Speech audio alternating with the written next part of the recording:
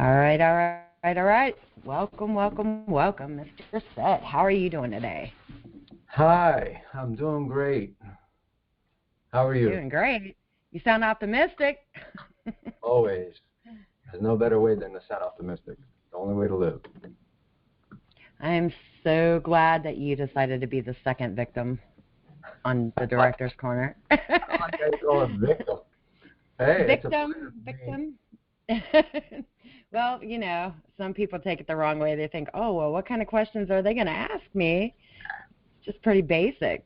People want to know what it's like, So I'm trying to give them that. If you're a true director, you're used to the limelight. You're in front of cameras all the time and behind them. Well, that's the director's standpoint. I'm trying to make it more because I don't feel like directors and writers get enough attention. I mean, they go to award shows, they go, it's productions that they're doing, but they don't get the exposure. The people who get the exposure are the actors. So what I'm trying to do is I'm trying to put like a different spin on it to where it's equal, So I started the segments, the writer's block, director's corner, and reaching new heights for people. And, let's get pumped. That's a fitness article. So let's see, but I mean, I wanted to put the focus on the people who actually don't get the focus. I'm kind of glad you're doing that. Actually, it's a good thing to do. Not too many people focus on that. So I'm hats off to you for that. It's really cool.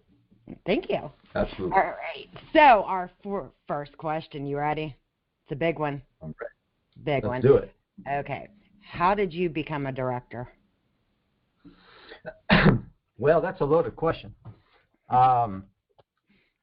Becoming a director, actually, is more of like as you were just saying earlier, it's more like a storyteller. You start out as a storyteller around your friends, around your family when you're growing up. You can tell as you're growing up where you fit when all your friends are playing makeup and they're pretend and everything. Where either you're the guy that's taking directions for someone. Okay, you stand over here, and that person will go stand over there. Or you're the guy that's saying it. Hey, you go stand over here, and you go stand over there, and I'll be back here with the little camera pretend. And so I was that guy. At 13, I was telling and writing little stories for our friends and in our neighborhood and family. And whenever my cousins would come over, I was basically the guy that kind of placed everybody, had the idea, the outline. We didn't write anything down. We just kind of went off the cuff and had fun, enjoyed it. And then little by little, as I got older, writing was really something that was basically a story in your mind that you want to, see come to life. So everybody would come to me and say, hey, Saad, you want to do this? Or, hey, Saad, you want to do that? And I'd be like, yeah, I'll write it for us. And I'll bring either the toy camera at the time or a real camcorder. Camcorders back in the day were about, this big. And you buy the VHS tape and you pop it in and you have fun with it. Of course, you snuck it out because Dad wouldn't let you have it. But that's really how it all started, and I carried that on to adulthood, just writing. I wrote poetry, I wrote short stories. A few of my poems actually were published nationally and internationally. So it was interesting to see, here's this young Egyptian guy, straight out of Egypt at the time. I came to the U.S. when I was 10 years old. So the Christian Egyptian growing up in the Middle East had no idea my life would even go in that direction, let alone my name, because most people can't pronounce my name, Saad Joseph Gerges. They either say Saad or they say any other word that they can think of that doesn't sound like Saad. So becoming a director was really, it was more like a path that you kind of have to pave for yourself, if you will. You have to really believe in yourself first and foremost, and you have to believe in what you're doing and your vision. That's really what it comes to, in my opinion, my humble opinion, of becoming a director.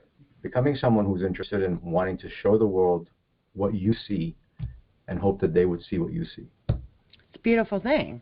Okay, so what do you think the most important skills for a director is to have?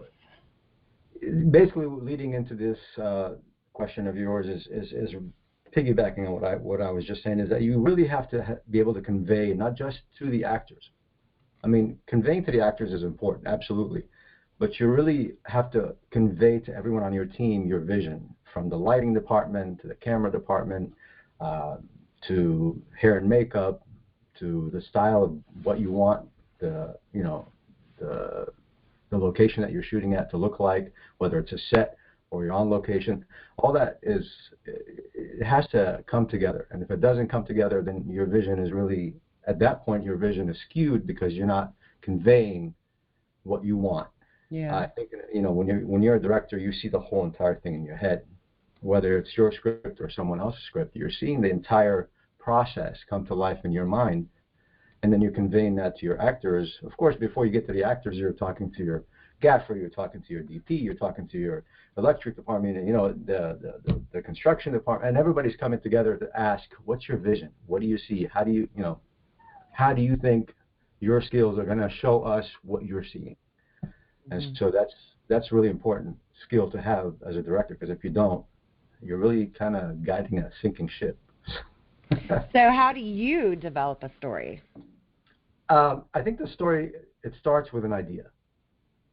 The idea has to be, it could be as simple as you saw two people holding hands in the street, and then all of a sudden they got into a fight. And you can take that and develop an entire story, a backstory to it, what you saw, and then the ending. And that's really where talent comes in for an artist. You take whatever small little detail or minute thing that you might have caught or might have caught your attention, and you run with it. That's one way. The other way is you base it on, a lot of people that I've come across, including myself, have stories that they based on their life growing up. So developing a story, it's either something that's within, or if you're a creative that likes to make fictional stuff or non-fictional stuff, it depends. Fictional stuff, is that what we're talking about, developing a story, is find something. It could be a flower. It could be a picture. It could be, the other day, I'll tell you, someone on my team saw an older lady bend down and pet her dog. And right away, I can develop an entire movie just based on that. And I played into it. I said, well, tell me a little bit about how you would see that. And they would talk about how she was when she was a young girl, and being able to bend down was no big deal. And she had her first puppy, and you can build a story on that. And her family took her and moved to the suburbs from the city, and they just went on and on and on and on. And that's basically how you develop a story. So they took something that was very small, very minute, very simple, and built an entire story on it. So we have Benji 2.0 or Old Yeller 2.0. Exactly. We'll put those stories out. Exactly. Okay, so what's your personal creative process like? If we have a message or a film idea on a script, I will always read the script. First, I'll read it 2 times. The first time I'm going to read the script as a viewer, just as if someone's watching a movie, basically.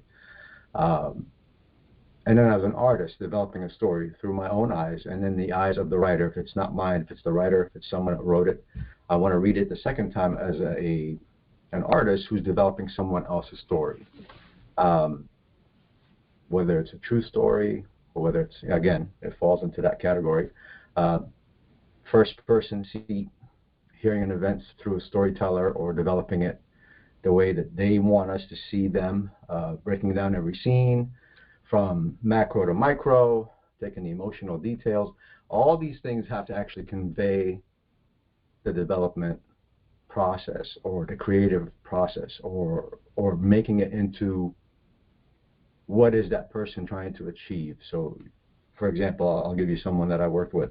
They wanted to develop a guy who knows martial arts, who found a pair of magical shoes, and now he became a magical martial artist. When you first read the script, you have to take it in as a viewer, and then you go back and get in the mind of the writer and say, okay, the personal creative process has to be this way. This is what I see. 9 out of 10 times, I'm always on the same page with the writer, if it's not myself, because I'm able to understand where they're coming from. After you read it the first time, you go back and read it the second time. Now you understand what they're thinking. And it's almost the writing, literally the writing's on the page, and you're just developing that story.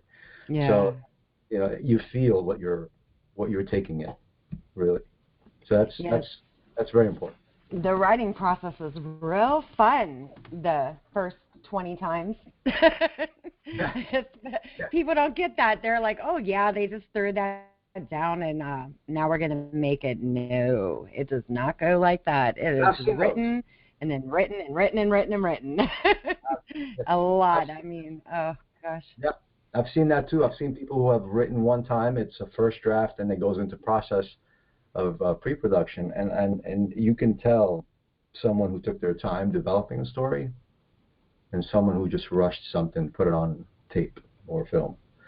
It's in your work. Everything shows in your work. If you don't take your time, it shows. If you take your time, it shows. If you really, I'm all about intricate details. I'm a very perceptive person, so I pay attention to detail on that level of microscopic, image. If there's a hair out of place, or if there's a button out of place, or if there's a background that's out of place, it has to all be seamless. The big guys didn't get to be where they're at because they just, put it together and threw it together and there you go. No, they took their time to develop it with intricate detail, and that's exactly how a filmmaker should be. If you're portraying a story, especially if you're in the director's chair, everyone's looking to you. They might be looking at your actors, but after all said and done, if your actors did a horrible job, your lighting was awful and your audio was ridiculous, and the costume department did a horrible job getting the right costume, and it looks plastic on actors, and now everybody's looking to you. Oh, you directed this. Oh, I see. And you'll never work this out again. So, what kind of movies have you directed? I've directed drama, action, action drama combination. Basically, I'm all about story. I like the story. I like to be able to sit down with someone and develop their story. Drama speaks to a lot of people, whether it be a happy ending drama or a non-Hollywood ending drama. Something that captivates the audience and kind of clinches you at the heart. That's very important to me. So action drama is really cool because you have some action in the middle, and then you're developing both beginning and end of the story. Thematically speaking, it has to have a nice theme to it to be able to unfold the right way. So drama and action. I would love to also direct comedy and musical, but drama and action is where I'm at. I like a little bit of everything. I mean, I'm not a director, but I mean, as far as writing and acting, I'm big on comedy because a lot of people, they just say I'm so funny. And I'm not saying that I am, but I don't try to be intentionally, but the stuff I say kind of comes off, it just kind of rolls out. And I've had people say, you should be a stand-up comedian. No, I'm good. But I mean, comedy's a lot of fun because you can go either way with it, and you can make a dark comedy or you can just make, here we go, Kevin Hart, comedy. It's a lot of fun, I think, to make. Plus, I like the fact that, like, I heard George Clooney, he plays a lot of pranks on people. So I think that would be fun, just to mess with people and get in their heads a little bit. Hey, you might as well. You should try directing. You might like it. Yeah, well, I mean, I can do pretty much everything on a production except for operate that camera. Okay. That's the only thing I really can't do. So I'm going to ask you two of the same questions that I asked Mr. Michael Gibbons last time. Okay. What was your first short film that you've directed? My first short film was actually called Deadly Assumption. That took us a year and a half to put together just to be able to get out the dang thing, and it just was, oh my God, nobody would cooperate. And it was a 10-minute short film, 10 or 15 minutes. And of course, you would think we would take our first short film and make it simple, but no, we had streets closed, we had a fire department ambulance, not a regular ambulance, but we had to get a fire department ambulance to be in the shot. In Florida, things can't be simpler. Back in when we first started this whole thing, this is where we're at. But that was a very challenging short film because it was two guys who had the director's head, and nobody else wanted to kind of, like, they didn't want to upset either one of us. You know what I mean? Like, they wanted to make everybody happy. So I would see a scene, he would see a scene a different way, and we would shoot it twice and see which one looked better after. Because as you know, you shoot the film as one story, You take it to the editing, it's a whole different story. And then whatever comes out of the editing is another story altogether. Yeah. The Godfather. They went to bat over that one, I'm telling you. But I'm Italian, so I love that movie. I got hooked on that and The Godfather, The Godfather Part 2, and then the new show, The Offer. I don't know if you've ever seen that or not, but God, you got to watch that one. I was glued. I think I binge watched it like twice. Yeah, it was good. So what about your first feature film? Well, that's a good one too. Our first feature film was called Not Deadly Assumption. It was called Unity of Souls, because we were going to take Deadly Assumption and make it into a feature, but we decided to put that aside and work on something more tangible to audiences to be able to relate to. And so Unity of Souls actually was done the original time back in 2000 and I want to say 2012. And after it was all said and done, it was packaged, it was ready to go. We sat back and looked at it again with a couple of distributors, and we were like, okay, the message on here is going to be a little tough for a lot of people at that time to be able to understand and to absorb. So we said, we need to go back and rewrite this whole entire story and reshoot this film. So technically, the first feature was done. It was in the can. It was ready to go international. It was ready to go all over the world. And then it was pulled back by my instinct as a human being in general, let alone a filmmaker. It just was able to give me a chance to look at it from different eyes after you put it away for a while. You go back to it and look at it again. And so we decided not to launch Unity of Souls.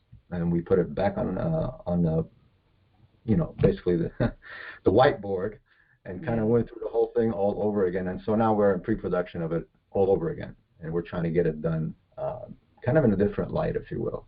Not so strong, I guess, because it I'll tell you what, I'm definitely not a Scorsese or a one of those intentional directors that want to just kind of hit you upside your head when you watch a movie.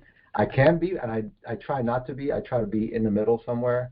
I'm a cut between Lucas, Spielberg, and Tarantino. If you put all those three together, you'll get Saad. Only because of the way the style I like to shoot, and a lot of people know that I'm very forward with my thinking. So sometimes what I'm saying is a little bit farther along the line from people to understand, so they'd have to go back and watch it again and again. So that's where we're at with that. So the feature that we did, back in the can, waiting to be redone, and so hopefully we'll get it done. So there's a method to the madness. There's a method to the madness because of the content that is within the story. Some of it is real, some of it is make-believe. It's a culmination of both. And so, as not to insult anyone, or I'm not Tarantino again in that light where I can go out and be like, hey, screw you, you don't watch it anyway. If you don't like it, too bad. I'm not that. I like that attitude, though. I mean, if you want to watch it, watch it. If you don't, I mean, that's pretty much the kind of attitude you almost have to even be in this business, because people get upset, and some people get upset over, I mean, the stupidest things, and like feedback. And man, if you're having a good time making your project, you got the money to make the project, then make the project.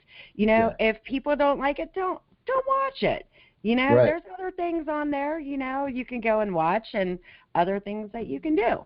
That's just the way I feel about it. I mean, I'm with you 100%, but as you are an Italian, and that you have a heritage that you come from, and being an Egyptian Christian, especially from a Christian standpoint, it hit a lot of nerves. Mm-hmm. And because it hit a lot of nerves, I'm all about controversy. I am 100% on controversy all the time as far as storytelling, because that's the only way you're going to tell it. That's why we're filmmakers. If we're not telling controversial stories, then what's the point of telling stories through film? Yeah. It's the only form of expression that is allowed without stringing you along in a courthouse somewhere. So, I'm all for it. Don't get me wrong. I like it. I just don't think it was beneficial at the time for me to be able to either put it out and, have it be welcomed in the way that I want it to be welcomed. And so pulling it back was almost like a unanimous decision with the producers that I was working with at the time. So, needless to say, my heart's still in the first one, of course. So where did you get the actual idea for your first film?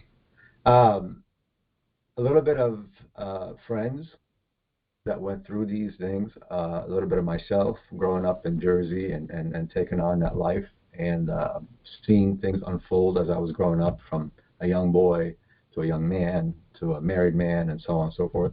And then moving out of Jersey and going to California, living there for a while. So a lot of that, came together to create the story. And then the ending came to me by seeing someone go through something without giving too much away. Yeah. And they went through something that was just startling. And seeing that, I said, oh my God, this has to be in the story. Yeah. And then I put it in the story. And while we were shooting it, it was a tearjerker. I mean, to the point where everybody was kind of, sobbing at the film when we were shooting it. It was that strong. Wow. So, pulling it back and looking at it after, you kind of realize that, yeah, I don't think the world's ready for this yet. Yeah, that's true. I mean, I know that you're on board with Shattered Dreams, and that one is, I don't know how many times we've wrote that and wrote it. It seems like I could never get happy with it, but I actually am happy with what's coming. And I mean, you will be too, because I know you've read the first draft and you're gonna like it. But stories, I mean, based on true events, basically, it's fun and it's good to make them because you have your true story, and then you also have, the spin as much as you can put on it without ruining the actual story. It's great, I live for that. Yeah, it's going to be fun. Okay, so let me see. My next question, I'm trying to think, was your personal favorite genre. To play into that, drama is definitely one of my favorite genres. Do I want to work on sci-fi because I'm starting to enjoy it more and more with watching a lot? I'm not a big Disney fan as of late, but I am a big Star Wars fan. And of all the things that have been coming out on Star Wars, all the spin-off shows, I've been a Star Wars, kid since I was growing up in Jersey. I never went to the theaters to see the movies because I wasn't allowed, but I got to see them on VHS when they came out. And I know, probably saying VHS, everybody's like, what? What's VHS? So, I got to see them on VHS, and then I got the DVDs, and now, you can download them, you can stream them. But all the spin-off shows got me to really want to work on features or even episodic shows in the sci-fi world. It's becoming a favorite. Is it like my ultimate favorite? I don't think it is, but I enjoy watching to see. I'll give you a funny story. You can't watch movies with me. Why? Because I sit there and I'll just be like, oh, did you notice that? Did you see this? And all my family were like, all right, Saad, you need to sit in the back of the room when we're watching a movie because we can't do this. We can't watch a movie with you. You cannot pause the movie and tell us how the special effects came into play and why there was, so that, of course, I don't, do it all the time, but I enjoy it. And so that's my favorite. I like drama. I like sci-fi. I would love to work on a sci-fi film. I think Jon Favreau is a fantastic human being for getting as far as he's gotten, working in the volume on the sci-fi with Mandalorian and so on. So that just kind of energizes me to say, you know what, I can do that. That's not that far. I can do this. So you're the man that they would give one of those little kitty DVD players to and some headphones and pop your movie in and send you to another room so they could actually watch the movie. You can't take me to the movies. Well, I mean, it seems like the further you get, in this industry, and the further you even get in acting or anything, you learn everything, and it does ruin a lot. Like, I was watching Friends the other night. I'm not going to say the answer to this because it's on the question part on lore. So, and I noticed when I was watching it that one of the cameraman's legs were in the doorway of the scene. And I'm like, oh, I bet they never even caught that when they did the post-production on that. So I just want to see if anybody out there in the world actually knows what episode it is and where it is, like exactly, because just saying that, it's still not going to give it away. That's funny you say that, because that's really comforting to see that even the big dogs that spend hundreds of millions of dollars on these films still have little mistakes. And that kind of gives you comfort as a filmmaker that is working with productions on a daily basis of all kinds, that it's okay to have these little tiny, I guess you can call them mistakes. It's okay. Because if the big dogs can do it and they can get away with it, it's okay. I'm not saying it's allowed, but I'm saying if it happens and you cannot correct it, it's okay. It's not bad. You can get away with it. I just wonder how many people are binge watching Friends right now trying to figure out, well, where the hell, what is she talking about? What is she talking about? And if they are good, if you can find it, I swear I will tell you that is what I was talking about, but we're still good. Okay, so do you think there are enough opportunities for people with limited experience to come into filmmaking? Limited experience, like people who just basically have very limited knowledge in the industry? Like people who, they're starting out, student films, short films, there are movies, we all know this, being made with even iPhones now, the Spanish film, I cannot remember for the life of me the name of that film, won all those Oscars that one year, and that was made with an iPhone. Yeah. Limited, if you have limited experience in the industry to begin with and you want to break into the industry, and I've told this to so many people that have come across my path, limited to me means you might as well want to start at the bottom and work your way up. Really, that's what limited means. It helps you to understand the roles of each individual. It also helps you to understand how the crew works together. So becoming a PA on a set, a lot of people, they frown on it because, I'm going to be at the bottom of the totem pole, and why am I going to go get coffee for people, and why am I doing this? You want to break into the industry, it's not really embarrassing, it's not humiliating, it's really giving you an essence of how this whole animal works. We are a different animal. We don't work like any other job. We don't collaborate like any other job. Mm-hmm. You got a bunch of creatives that are sitting in the room, and everybody's got ideas. And so if you're brand new to this, or if you have limited experience, in my honest opinion, start at the bottom. If you like something at the bottom and you're happy there, stay there. Most people obviously don't, but at least it gives you an idea. What is the lighting department doing? What is hair and makeup doing? What is construction doing? What is set design doing? What is the camera department plus the director are doing? What are these people doing? How are they doing it? And then pick something that you might think that you like and kind of gravitate towards that and just become more involved. Ask questions, after the production is done. A lot of those guys don't mind talking, as long as they're not working. If they're in wrap or they're done for the day and they're, pulling cables or whatnot, just be like, hey, I have a question, how did you get there? And believe me, when you ask someone on the set, hey, how did you get there? They are going to talk to you like, till the cows come up.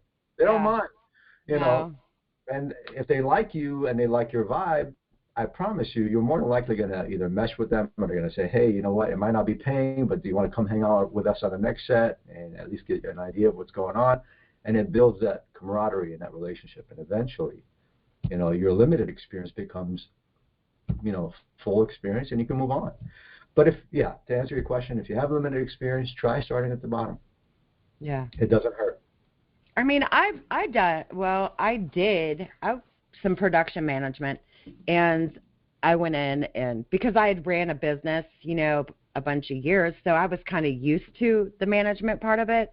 Right. And the thing a lot of people don't understand is there's more on those production assistants and production managers' plate than a lot of people realize. It's not just going and getting coffee. You could be doing paperwork. Like me, I was doing paperwork for SAG, the SAG paperwork for the SAG actors that we had in there, and I never filled out like any SAG paperwork until then. But me, because I'm educated and I've ran a business, I knew what I was doing, and there are things that people don't understand. So starting at the bottom is not always bad. I agree with you completely. Right. And you, I mean, being a businesswoman, you go in and you do paperwork. That in itself is rewarding because now you're seeing a whole different ballgame of the paperwork that you've never seen before. SAG-AFTRA, or, if you're filling out insurance forms, or if you're now with the medical thing with COVID, there's a whole other section of medical forms that needs to be filled out. And you're just going through all these things and you're going, wow, I thought I was just going to be fetching coffee. No. Depends on what department you're PAing for. You could be doing a whole plethora of things that you didn't even know that you were going to do. So it's not all bad. You're right. It's not all bad. Give it a shot. And I'll be honest with you, 3 out of 10 people usually will say, this is not for me. And they'll just walk away from the industry because they cannot understand how we can be in something 12 to 15 hours and walk out smiling at the end of the day. So they're like, how do you guys function? I mean, that's ridiculous. Yeah, well, it's not for everybody.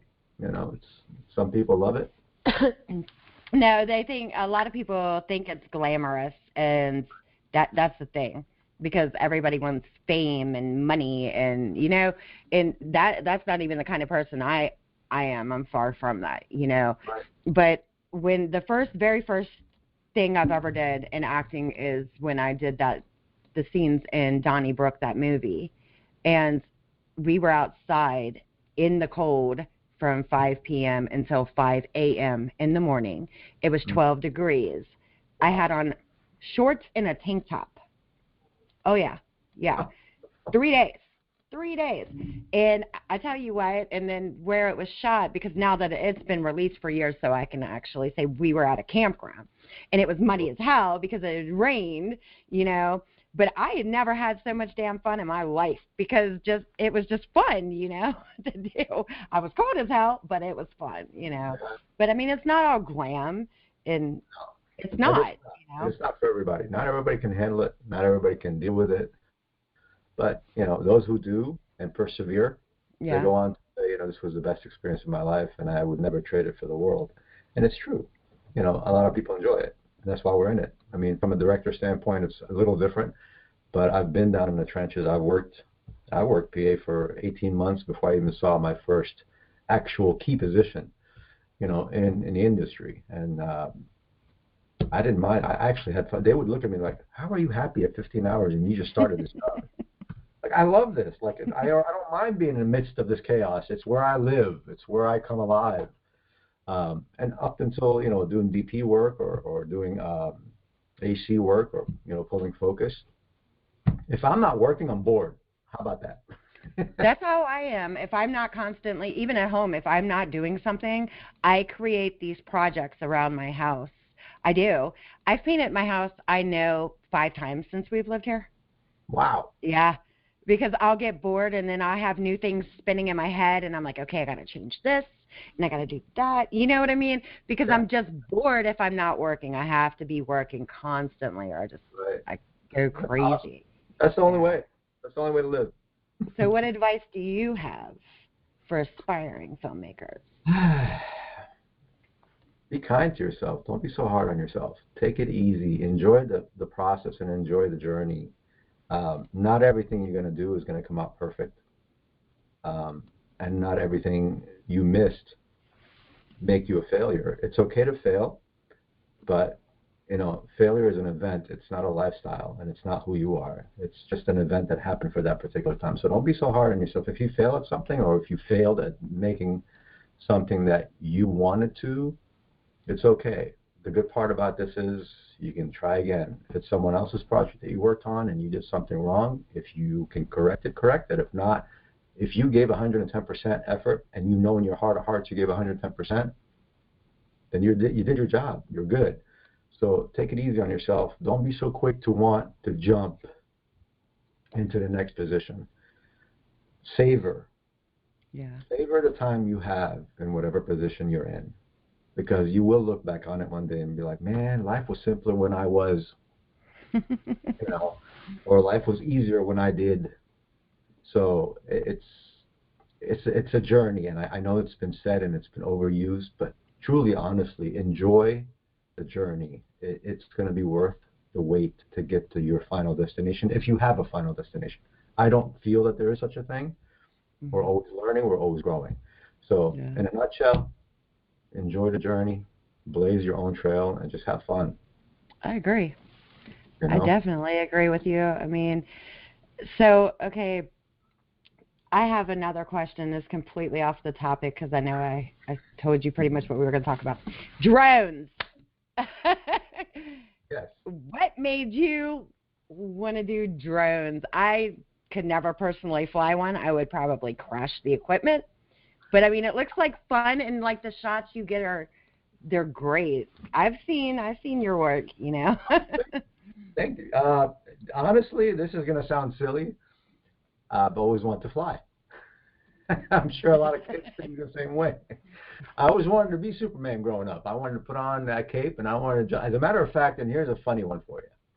Living in Egypt when I was a little boy, we lived on a second floor, and I barely remember this, but my mom used to tell me all the time. She said you would put on the bed cover around your neck, you'd get a C-47, and you would clip it, which is basically a clothesline hanger, and you would clip it in here, and you would put it around your neck, and you would flap it in the back, and you would run from the living room to the balcony, and you would jump on the clothesline. Literally jump on the clothesline thinking that you're going to fly. So one time the clothesline gave, and I landed on the floor from the second floor. Oh, God. I was okay. I don't know how. I think the angels carried me down at that point. But she said, you've always wanted to fly, and you thought that you were Mighty Mouse, because Mighty Mouse, that they played in Egypt back in the time, can actually fly. So here I was trying to be Mighty Mouse. And as I grew up, I started loving Superman. You know, Christopher Reeves was one of my favorite Supermen. Yeah. He was the original. He'll always be my original. And so having that desire to see things from above and just fly, when drones came out, I was like, what? We can film from the sky without a helicopter that costs thousands of dollars for 5 minutes? I'm in. So I bought my first drone, and I was in heaven. I've flown that thing 1,200 feet up, and just to see what it looks like. Followed some, dolphins around. How many have you crashed? None. None? None. Oh, yes. None. I mean, it took time for me to get brave, to be able to just take it from the slow level to the medium level, because they have what they call a tripod level, which moves very slow. And it has a sport level. But there's a medium level in there as well. So at first, when I first got it, I was the biggest chicken. I would just slowly go up, move over, and I would play with it, and gradually I got better. And now it's just like, like anyone, for example, before drones, motorcycles. I had a motorcycle. Whenever I wanted to get away, I'd hop on my motorcycle, go for a ride, I feel great, come back. Sports cars, the same. So when drones came out, and I've had too much, and the world's way too busy and noisy, I'll grab my drone, hop in a car, go by the beach, and fly my drone. And I'm in the zone. I'm there. I don't think a lot of people realize what those kind of rides can do for you. Because I love to ride motorcycles. Yeah. I love to ride. Yeah, it is. It really is. I throw my earbuds in, pull my hair up, and I'm gone. That's it. It's just me. And they don't get it. A lot of people they're afraid of bikes, and it's not the bike you have to be afraid of. It's not even you. It's everybody else on the road that you have to be afraid of, and people on their cell phones, and people like that just make me mad. But when I get in those moods, I have to do something, and that's awesome, because I mean you're like me in a way. You just jump on a bike, and that's exactly what I do when I get irritated. I leave. I jumped through my drone.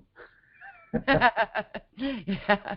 We're going to keep you away from clotheslines. I mean, when you go out, and that's the thing too, is I learned to go high. I've tackled a bunch of birds up in the air, because when drones first came out, birds thought they were just a toy that they were going to grab. And I've tackled some birds. I've lost some propellers, but I have replaced them, but it never crashed. Literally, I mean, thankfully it never crashed. But yeah. That's one way. And I mean, don't get me wrong, I'll still hop on a bike if I have a chance. That I laid down, but it wasn't my fault. It's someone who cut me off again, and it was an older person here in Florida. It's kind of hard to not come near an older person anywhere. Yeah. So, but yeah, I laid it down and I walked away from it, luckily. But I got back on the horse and I rode again. So, but yeah, I enjoy it. I love it. Oh, I have a story I could tell you. I'm telling you, I laid down not a motorcycle, but a scooter. Ooh. Yeah, I grew up riding four-wheelers and dirt bikes and stuff like that. So I kind of borrowed one of my friend's little scooters when I was like 14 years old, and I had the experience. Well, it was raining, and I had somebody on, and if they see this, please still don't be mad at me. But we were going up to this park, and there was like a turn that kind of went like, I don't know, kind of like that, all the way around. And I told the person, I was like, don't, because they kept doing this on the back. I'm like, don't lean, because if you do, I know we're going down. I'm just going to let us go at this point. So they kept it up in the rain. We were doing 25, which too fast to be going around that corner, too fast. And I knew when they did that, we were going down. So I let it go. I let it go, and we went down, and I was scratched up pretty good, but it could have been a lot worse. You tell somebody, they have to listen. Yeah. They have to. Absolutely. It was a dangerous story. That's a scooter. I mean, Yeah. come on. Yeah. It wasn't a motorcycle. Yeah, that's true. I mean, a bike would have been maybe a little bit heavier than that little scooter, depending on what kind of bike you have, because I've felt bikes that have been lighter, than the ones. Now I prefer anything less than a 1250 is a waste of my time. Right on. So what are some of your other hobbies besides Mighty Mouse and motorcycles? Outside the film world, I love working out. I enjoy being healthy. I like, just being outdoors. I enjoy anything outdoors, whether it be swimming or whether it be running or weightlifting. Even in, it's in the gym. It's away from the house. As far as sports, I played sports when I was a kid, but right now at my age, if I'm in the gym 4 days a week, I'm happy. If I'm swimming, I'm happy. If I have time for both. But yeah, I enjoy that. I just enjoy. I'll tell you honestly, between California and Florida, weather-wise, I would enjoy California weather all the time.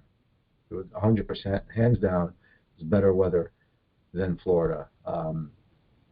I did not know I was allergic to bees and fire ants until I came to Florida. And so when I got stung by both and blew up like a balloon, I limit being anywhere near grass or anywhere that has anything remotely close to bees or fire ants. So I stay near the water by the beach. And yeah. That's really it. But fire ants will tear your ass up. I'm telling you, I grew up in Las Vegas, and I was sitting on the grounds because we would just sit. I was young, and you see these little ants. They're red. Oh man, they hurt. I mean, I lived there, California. Honestly, over California, I think I would still go with Florida. Really? Yeah, because I mean, I grew up out west, and I love the beaches in Florida. I do. I think they are way prettier than the beaches out west. I really do. To some extent, you're right. To some extent. I mean, I love Laguna Beach. I love Newport Beach area. Those were my favorite hangouts. I wasn't a keen visitor of Huntington Beach too much. I did like some parts of Huntington, but if you say, Saad, if you want to live in California, where would you live? I'd probably be in Laguna, Newport Beach, Mission Viejo. Those are amazing spots to hang out and just enjoy that beach life, if you will. Yes, Florida has amazing beaches. I just don't feel good when I step out after a shower and I am drenched in sweat. You know what I'm saying? And I can't breathe because it's so God-forsaken humid. But, I've been here. That's why you wait until nighttime and then leave the beach. Right. Exactly. It's better. I mean, I liked Fort Walton Beach, and then because my family lives down there, so they tried to get me to go to Emerald Coast. I didn't have the time to make it to that one yet, but I heard that place is really pretty.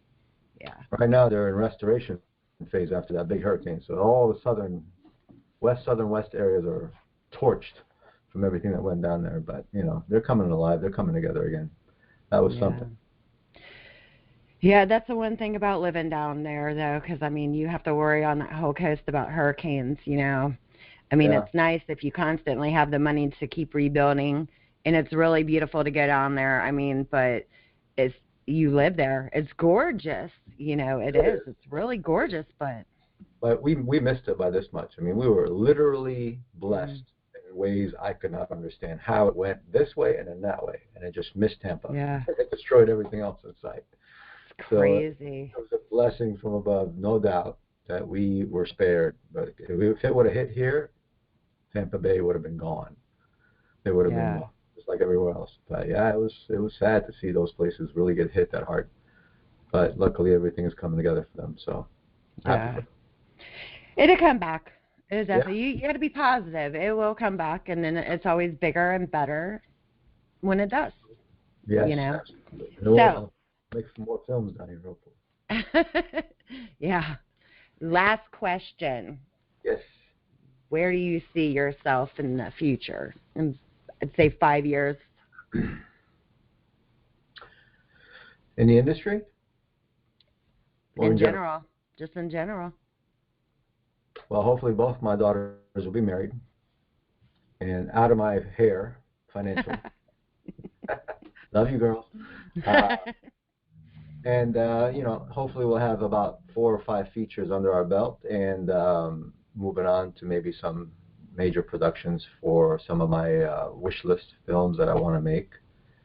And I'll always be working, so I don't foresee myself retiring, really. I'm not the type of person that says, when I reach this age, I'm going to be done with the industry or I'm going to be done with working. To me, I enjoy what I do. I love what I do, so I do what I love. Those two come, like, they're almost intertwined for me. So retirement is not on the horizon. So 5 years from now, I'll still be doing what I love. Hopefully I'll be doing more of it. Maybe work with some people to create a network for some of the things that we want. That would be ideal. That's very important for me to have a network that shows things that are not being seen out in the world because it's not fitting the profile. So if we can develop that, that would be great. I do have a lot of ambition on certain things that will come to fruition. It's just a matter of time financially. To stay working and to make an impact. That's really what it comes down to. I want to make an impact. I definitely understand what you're saying about girls. 5 of them. God bless you. 3 boys, 5 of them. And everybody's always like, why do you kind of favor the boys? I'm like, do you have a girl? No. Okay, then. You come back and you talk to me when you have a girl. I love my kids, but damn, Sometimes you just need a break every once in a while, but all right. But, I mean, I can't wait until we get started doing what we're doing. I think that's going to be a lot of fun. We're going to have a lot of fun, but I'm not going to go into that right now because I don't want to ruin anything. I hear you. I am going to say thank you, definitely, for being my second victim. It's my pleasure. Thank you for having me. It was really nice to have this opportunity to speak with you. It's really awesome. Appreciate it. You're welcome, and we'll see you again, I know. Yes. Definitely. Okay. All right. Well, I'm going to let you go, and all right. You're probably going to be getting phone calls, I'd say, about 2 hours maybe from your daughter. Dad, what are you talking about? This thing is grown. You don't have to fight too much with me. You know what? Honestly, it's worse when they're grown. I mean, I hate to say that because my youngest is 15, but I've got 21, 22, and another 22. And when they get older, you think they go, but they don't. I always say children are like yo-yos. They're dying to get out of the damn door, but as soon as they get out there and see what it's like, here their asses come again. And you toss them back out, and they come back, But, I mean, I love my kids. It's fun. It keeps your life interesting. But they are like yo-yos because they're dying to get away of the parents. But then they're like, oh, well, damn, And they realize how much their parents really did and how much they continue to do. Exactly. So, I'm with you. All right. Well, I'm going to let you go, and you have a good evening, and thank you. You too. Talk to you soon. Bye-bye.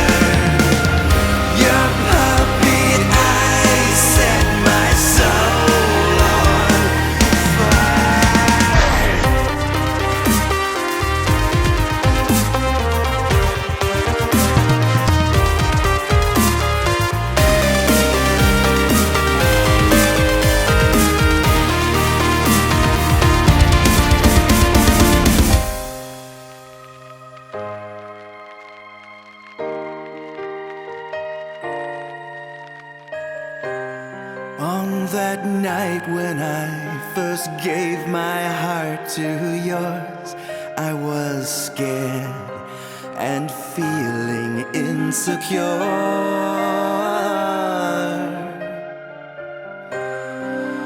You told me, my darling, even on your darkest days, you'd always reassure